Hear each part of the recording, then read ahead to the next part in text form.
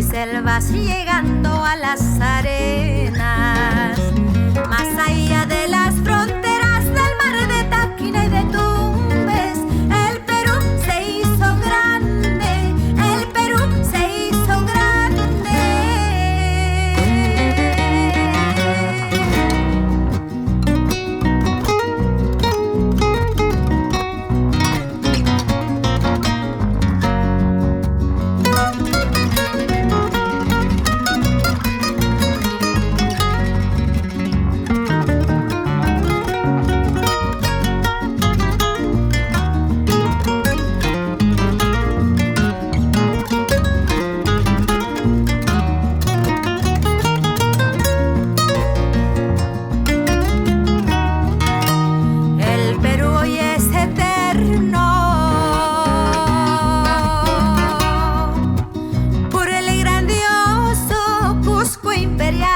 Santuario del Machu Picchu,